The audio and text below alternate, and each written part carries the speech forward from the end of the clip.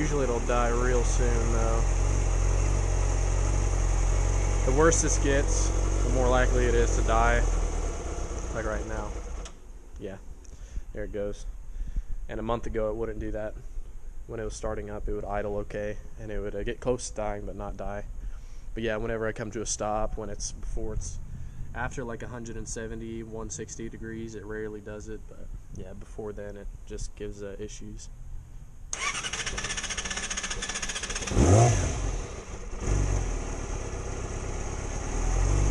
Yeah, it's funky like that.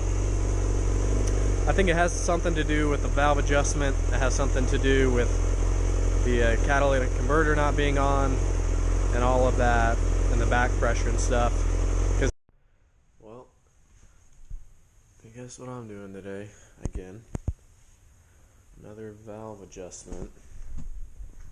So I adjusted the valves at 25,000. The bike currently has around 32,000 on it, and they were all within spec after I adjusted them. And my guess is the entire exhaust side is out of spec again. I believe these two intake sides were within spec, which is good, but I couldn't even get feeler gauges within the back left two cylinder 1 exhaust valves, or between the cam and you know what I'm talking about. Anyway, so we're probably gonna have to take out the cams and do a valve adjustment again. Should have put a paper towel under here, but guys, the only tools that I've used to get to this point is like a flathead, needle nose, and then a few Allen keys, and it takes a lot of time to get here. But really, I mean, this is a 2006 R6, and these are pretty common to have idle issues, especially when you mess with the exhaust and run them hard. And I had that when I first got the bike, and I had the catalytic converter muffler box still on, and I took that off, put on the mid pipe. Before I did that, I was experiencing idle issues to where on a cold start you would rev it, or come to a stop, and the bike would die on its own. And around, like I said, 25,000 miles, I did a valve adjustment. All of them were out of spec except for two of the intake side, I believe. And after that, the idle issue stopped for a couple months, and maybe 2,000 or 3,000 miles, and now it's back. So I am doing another valve adjustment, and you can see this is, I've got 32,000 miles on the bike. I take really good care of it, change my oil, but I am pretty aggressive on it. I don't like running at the track or anything, but yeah, I put it to good use. And we'll see as time goes in. I haven't measured the rest of the valves, but if I had to guess, like I said, they're all out of spec in the exhaust. And this is something that I really think helps the bike, especially the 06, 07s are pretty picky about valve adjustments, and they need them more frequently than other sport bikes to run good or to idle good. And yeah, it takes a while to get there, and you gotta go slow, but the service manual is out on the internet for free for 2006, 2007 Yamaha R6, and it goes in depth, step by step, how to do this. And yeah, I would recommend doing it. And this is my second time doing it, so it took me about an hour, just an hour, to get here, which is not that much at all.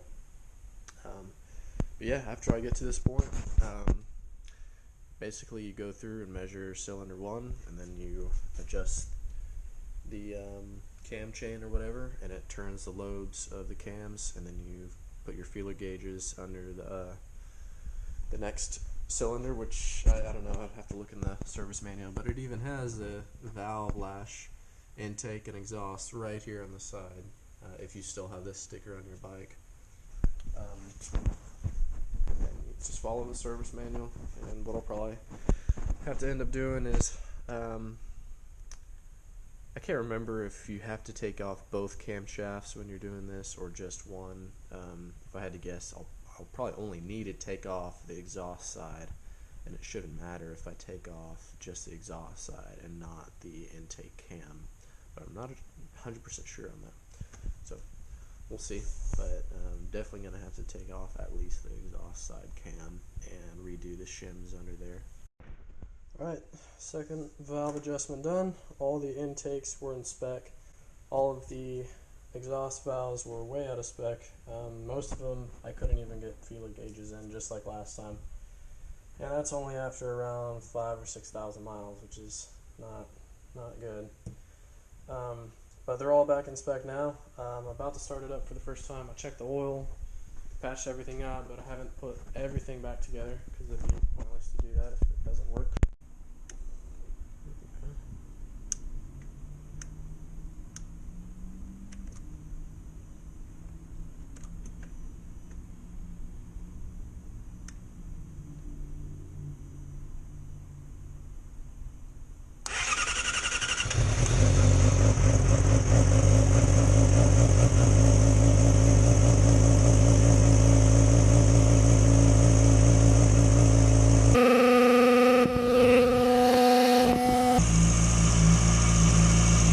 Oil dripped on the headers a bit, so I'm not worried.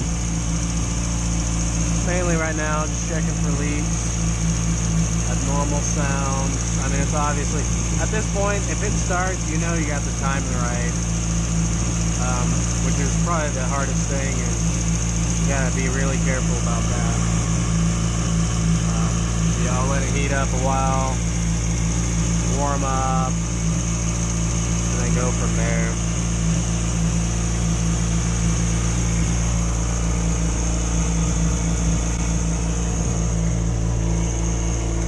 Make sure you have more than enough, or not more than enough, but above the,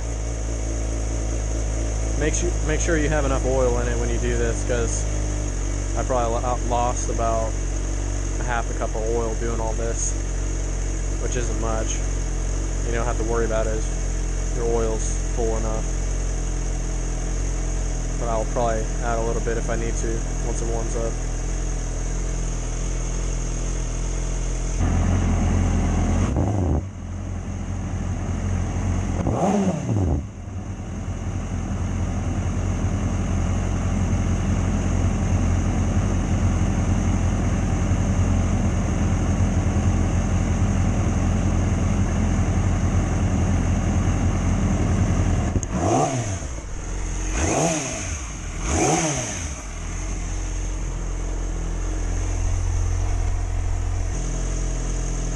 Idling pretty dang good.